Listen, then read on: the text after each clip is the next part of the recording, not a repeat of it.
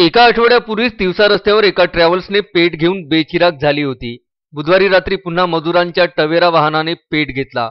अमरावती नागपूर राष्ट्रीय महामार्गावर तिवसा तालुक्यातील शेंदोळा खुर्द येथे काम करून 14 महिला मजूर चारचाकी टवेरा वाहनाने घरी जात होत्या, तेव्हा अचानक चारचाकीने पेट घेतला.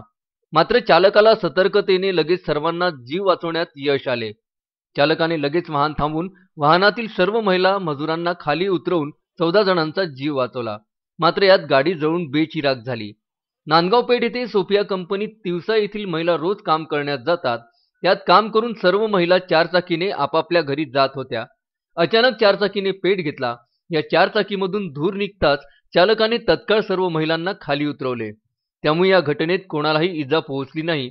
या घटनेची माहिती तिवसा पोलिसांसह अग्निशमन विभागाला देण्यात आली. तेव्हा तिवसा येथील अग्निशमन दलाचे वाहन तत्काळ घटनास्थळी पोहोचले. तर काही वेळातच पेट घेतलेल्या चारचाकीला विझवण्यात आले. मात्र तोपर्यंत गाडी मोठ्या प्रमाणात जळाली होती. या घटनेने राष्ट्रीय महामार्गावरील वाहतूक तासभर ठप्प झाली होती. पोलीस निरीक्षक रीता उईके ह्या आपल्या पोलीस ताफ्यासह घटनास्थळी पोहोचून रस्ता सुरळीत करण्यात त्यांनी नियंत्रण मिळवले. अजय शृंगारे, विदर्भ न्यूज, अमरावती.